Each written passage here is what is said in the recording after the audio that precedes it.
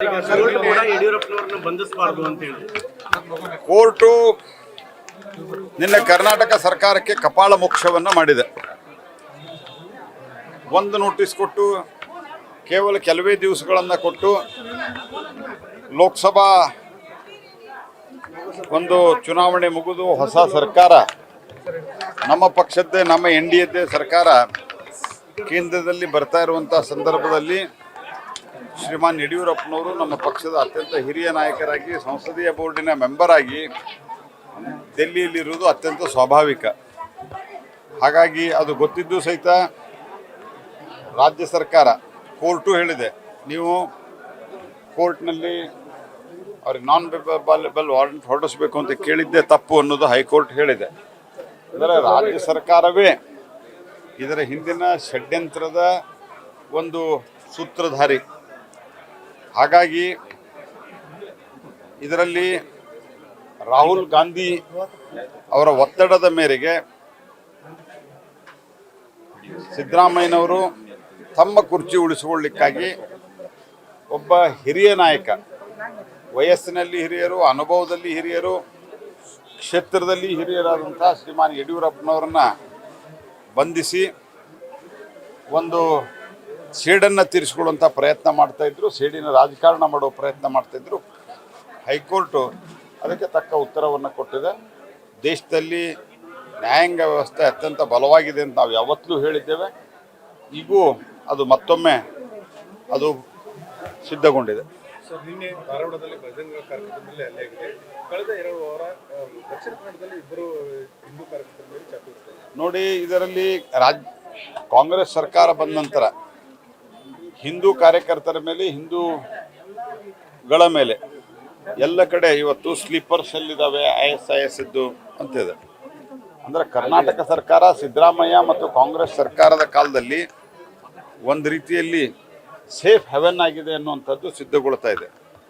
ನಿನ್ನೆ ಧಾರವಾಡದಲ್ಲಿ ನಡೆದಂಥ ಘಟನೆ ಏನು? ನಿನ್ನೆ ಧಾರವಾಡದಲ್ಲಿ ನಡೆದಂಥ ಘಟನೆ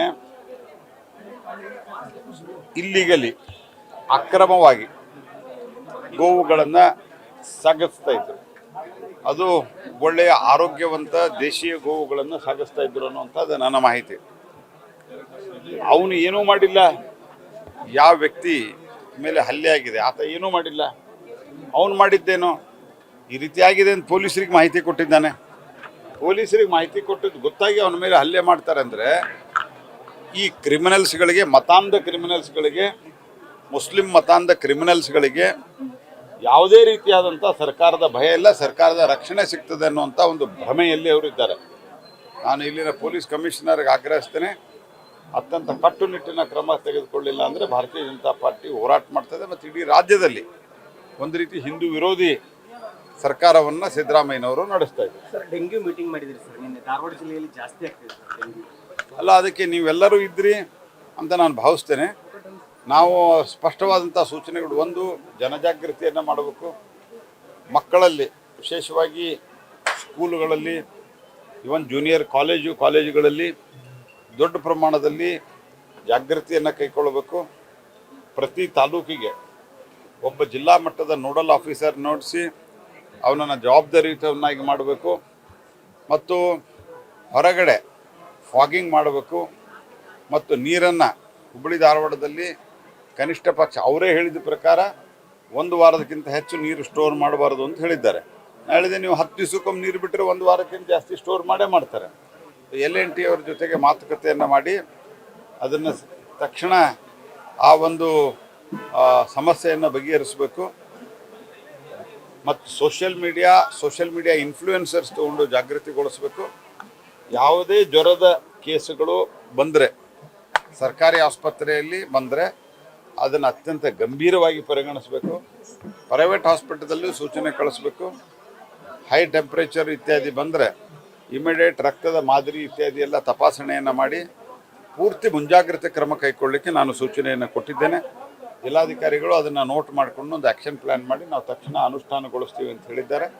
ರಾಜ್ಯ ಸರ್ಕಾರಕ್ಕೂ ನಾನು ಆಗ್ರಹ ಪಡಿಸ್ತೇನೆ, ಅನೇಕ ಕಡೆ ಫಾಗಿಂಗ್ ಮಷೀನು ಮತ್ತು ಡಾಕ್ಟರ್ಸ್ಗಳಿಲ್ಲ, ಕಾಂಟ್ರಾಕ್ಟ್ ಮೇಲೆ ತಗೊಳ್ಳೋಕ್ಕೆ ಪರ್ಮಿಷನ್ ಕೊಡ್ತಾ ಇಲ್ಲ. ಯಾಕಂದ್ರೆ ಸರ್ಕಾರದ ಕಡೆ ಬಹುತೇಕ ದುಡ್ಡಿಲ್ಲ ಅಂತ ಕಾಣ್ತಿದೆ. ರಾಜ್ಯ ಸರ್ಕಾರ ದಿವಾಳಿಯಾಗಿದೆ. ಹಾಗಾಗಿ ಡಾಕ್ಟರ್ಸ್ಗಳಿಲ್ಲ. 14 ಪ್ರೈಮರಿ ಹೆಲ್ತ್ ಕೇರ್ ಸೆಂಟರ್ದಲ್ಲಿ ಡಾಕ್ಟರ್ಸ್ ಇಲ್ಲ. ಸೊ ಇದನ್ನು ಸರಿಪಡಿಸ್ಬೇಕು ರಾಜ್ಯ ಸರ್ಕಾರ. NHMದಲ್ಲಿ ನ್ಯಾಷನಲ್ ಹೆಲ್ತ್ ಮಿಷನ್ದಲ್ಲಿ, ಅದು ರೂರಲ್ ಇರ್ಬೋದು, ಅರ್ಬನ್ ಇರ್ಬೋದು, ಭಾರತ ಸರ್ಕಾರ ದೊಡ್ಡ ಪ್ರಮಾಣದಲ್ಲಿ ಇವತ್ತು ಹೆಲ್ತ್ಗೆ ದುಡ್ಡು ಕೊಡ್ತಾ ಇದ್ರು ಸಹಿತ ಅದರ ಸದುಪಯೋಗ ಆಗ್ತಾ ಇಲ್ಲ. ರಾಜ್ಯ ಸರ್ಕಾರ ಇದನ್ನು ಗಂಭೀರವಾಗಿ ಪರಿಗಣಿಸಬೇಕು ಅನ್ನೋ ಆಗ್ರಹವನ್ನು ನಾವು ಫುಡ್ ಸೆಕ್ಯೂರಿಟಿ ಬಿಲ್ ಪಾಸ್ ಆಗಿದೆ. ಈಗಿನ ನಿಮ್ಮದಿದೆ ಅಂತ ಸೆಕ್ಯೂರಿಟಿ ಬಿಲ್, ಆಹಾರ ಫುಡ್ ಭದ್ರತೆ, ಆಹಾರ ಭದ್ರತೆ ಕಾನೂನು ಇದ್ದೇ ಇದೆ. ಅದರಲ್ಲಿ ರೂಲು ಇತ್ಯಾದಿ ಆಗಿರಲಿಲ್ಲ. ನಮ್ಮ ಸರ್ಕಾರ 14ರಲ್ಲಿ ಬಂದ ನಂತರ ನಾವು ಮಾಡಿದ್ದೀವಿ. ಅದಾದ ನಂತರ ಅದನ್ನು 17-18ರಿಂದ ಸಂಪೂರ್ಣವಾಗಿ ದೇಶದಲ್ಲಿ ಕೋವಿಡ್ ಸಮಯದಲ್ಲಿ ನಾವು ಸಂಪೂರ್ಣವಾಗಿ ಇಂಪ್ಲಿಮೆಂಟ್ ಮಾಡಿದ್ದೇವೆ. ಮುಂದಿನ ಈಗಿನಿಂದ ಕಳೆದ 3 ವರ್ಷದಿಂದ ಮುಂದಿನ 5 ವರ್ಷದೊಳಗೆ 8 ವರ್ಷದೊಳಗಂತೂ ಇದು ಸ್ಕೀಮ್ ಇದ್ದೇ ಇರ್ತದೆ. ಮತ್ತು ಮುಂದಿನ 5 ವರ್ಷ ನಾವು ಬರ್ತೀವಲ್ಲ, ಅದನ್ನ ಇನ್ನೂ ಹೆಚ್ಚು ಸುಧಾರಿಸಿ ಜನರಿಗೆ ಬಡವರಿಗೆ ಏನು ಮಾಡಬೇಕು ಅದನ್ನು ನಾವು ಮಾಡ್ತೀವಿ. ಸರ್, ಈಗ ಚಿತ್ರರಂಗಗಳನ್ನು ರಾಯಭಾರಿ ಮಾಡೋದು ಎಷ್ಟರ ಮಟ್ಟಿಗೆ ಸರ್? ಈಗ ಕೃಷಿ ರಾಯಭಾರಿ ಇದ್ರು ಸರ್ ದರ್ಶನ್ ಅವರು. ಈ ಕೇಸ್ ಆದಮೇಲೆ ಯಾರನ್ನೂ ಕೂಡ ಮಾಡಬಾರ್ದು ರಾಯಭಾರಿಗಳು ಚಿತ್ರನಟನ ಅಂತ ಒಂದು ಕೂಗು ಕೇಳಿ ಬರ್ತೀವಿ. ನಾನು ಆ ರೀತಿ ಯಾವುದೇ ಒಂದು ವರ್ಗವನ್ನಾಗಲಿ ಅಥವಾ ಯಾವುದೇ ಒಂದು ವೃತ್ತಿ ವರ್ಗವನ್ನಾಗಲಿ ಸಹಿತ ಯಾರೋ ಒಂದು ಮಾಡಿದ ಘಟನೆಯಿಂದ ತಕ್ಷಣ ಅವ್ರನ್ನ ಆ ರೀತಿಯಾಗಿ ನಿರ್ಣಯ ಮಾಡೋದು ಸರಿಯಲ್ಲ. ಒಂದು ಯಾವುದೇ ಕಾರಣಕ್ಕೂ ಅಭಿಮಾನಿಗಳು ಅತಿರೇಕದ ವರ್ತನೆಯನ್ನು ಮಾಡೋದಿರ್ತದಲ್ಲ, ಅದನ್ನು ಆ ನಾಯಕರು, ವಿಶೇಷವಾಗಿ ಚಿತ್ರರಂಗದ ನಾಯಕರು ಅದನ್ನು ನಿಯಂತ್ರಿಸಬೇಕು. ಅದರ ಜೊತೆಯಲ್ಲಿ ಎಲ್ಲರನ್ನೂ ಒಂದೇ ತಕಡಿಯಲ್ಲಿ ತಗೋ ಸರಿಯಲ್ಲ. ಈಗ ಯಾವುದೋ ಒಬ್ಬ ಚಿತ್ರನಟ ಸಿಕ್ಕ ಅಂಥೇಳಿ ಎಲ್ಲ ಚಿತ್ರನಟರು ಹಾಗೆ ಇದ್ದಾರೆ ಅಂತ ಅನ್ನೋದಲ್ಲ. ಸೊ ಅವ್ರನ್ನ ಉಪಯೋಗ ಮಾಡಿಕೊಂಡು, ಕ್ರೀಡಾಲೋಕದಲ್ಲಿದ್ದವ್ರನ್ನ ಉಪಯೋಗ ಮಾಡಿಕೊಂಡು ಜಾಗೃತಿ ಮೂಡಿಸೋದ್ರಲ್ಲಿ ಯಾವ ತಪ್ಪು ಇಲ್ಲ. ಆದರೆ ಮಾಡೋಕ್ಕಿಂತ ಪೂರ್ವದಲ್ಲಿ ಯಾವುದೇ ಸರ್ಕಾರ ಮಾಡಿರ್ಬೋದು, ನನಗೆ ಗೊತ್ತಿಲ್ಲ ಯಾವ ಸರ್ಕಾರ ಮಾಡಿದ್ದಾರೆ ಅಂತ, ಅವರ ಸಂಪೂರ್ಣ ಪೂರ್ವಾಪರವನ್ನು ನೋಡಬೇಕು. ಯಾಕೆಂದರೆ ಮಾಡಿದರೆ ನಾನು ಯಾವುದೇ ಸರ್ಕಾರ ನಾನು ಮೊದಲೇ ಹೇಳ್ಬಿಟ್ಟಿದ್ದೀನಿ, ನಾನು ಯಾವ ಸರ್ಕಾರ ಅಂತ ನನಗೆ ಗೊತ್ತಿಲ್ಲ, ನನಗೆ ಪ್ರಾಮಾಣಿಕವಾಗಿ ಗೊತ್ತಿಲ್ಲ. ನಾನು ಇವ್ರು ಮಾಡಿದ್ರು ಅವ್ರು ಮಾಡಿದ್ರು ಅನ್ನೋಂಥ ಪ್ರಶ್ನೆನೇ ನಾನು ಹೇಳಿಲ್ಲ. ಯಾವುದೇ ಸರ್ಕಾರ ಮಾಡಲಿ, ಯಾಕಂದರೆ ಎಲ್ಲದರಲ್ಲೂ ರಾಜಕಾರಣ ಮಾತಾಡುವಂಥದ್ದು ನನ್ನ ಸ್ವಭಾವನೂ ಅಲ್ಲ, ನಾನು ಮಾತಾಡೋದೂ ಇಲ್ಲ. ಈ ಒಂದು ಸಂದರ್ಭದಲ್ಲಿ ಯಾವುದೇ ಸರ್ಕಾರ ಇರಲಿ, ಅವರು ಆ ರಾಯಭಾರಿಯನ್ನು ಅಪಾಯಿಂಟ್ಮೆಂಟ್ ಮಾಡೋದ್ರ ಸಂದರ್ಭದಲ್ಲಿ ಅವರು ಸಂಪೂರ್ಣವಾಗಿ ಅವ್ರ ಪೂರ್ವಾಪರ ವಿಚಾರವನ್ನು ಮಾಡಬೇಕು. ಯಾಕಂದ್ರೆ ಸರ್ಕಾರದ ಬಳಿ ಮಾಹಿತಿ ಇರ್ತದೆ. ಹಿಂದಿನ ಸರ್ಕಾರ ಮಾಡಿದ್ರು ಅದು ತಪ್ಪೇನೆ, ನಾನು ಅದನ್ನು ಸ್ಪಷ್ಟವಾಗಿ ಹೇಳ್ತಾ ಇದ್ದೀನಿ. ಯಾಕಂದರೆ ಅನೇಕ ಬಾರಿ ಅವರು ಹಲ್ಲೆ ಮಾಡಿದ್ದು, ಅವರ ಜೈಲಿನಲ್ಲಿದ್ದು ಇದೆಲ್ಲ ಗೊತ್ತಿದೆ. ಯಾವ ಆಧಾರದ ಮೇಲೆ ಮಾಡಿದರು ಅನ್ನೋದು ಅದು ಅವರು ಮಾಡಿದವರು ಆತ್ಮವಿಮರ್ಶೆಯನ್ನು ಮಾಡಿಕೊಳ್ಳೇಬೇಕು. ಅದ್ರ ಬಗ್ಗೆ ನಾನೇನೋ ಯಾರ್ದು ಅದರ ಸಂಪೂರ್ಣವಾದಂಥ ಈಗ ಉದಾಹರಣೆಗೆ ಪುನೀತ್ ರಾಜ್ಕುಮಾರ್ ಅವರು ಹಲವಾರು ವಿಷಯಕ್ಕೆ ರಾಯಭಾರಿಯಾಗಿದ್ದರು. ಅವರು ಅತ್ಯಂತ ಜನಪ್ರಿಯರೂ ಆಗಿದ್ದರು. ಅಂಬರೀಷ್ ಒಬ್ಬ ಒಳ್ಳೆಯ ನಟನಾಗಿದ್ದರು. ವಿಷ್ಣುವರ್ಧನ್ ಒಬ್ಬ ಒಳ್ಳೆಯ ನಟನಾಗಿದ್ದರು. ಆ ರೀತಿ ಎಲ್ಲರನ್ನೂ ಒಂದೇ ತಕಡಿಯಲ್ಲಿ ತಗೋ ಸರಿಯಲ್ಲ. ನ್ಯೂಸ್ ಫಸ್ಟ್ ನಿರ್ಭೀತಿಯಿಂದ ನಿಮ್ಮ ಪರವಾಗಿ.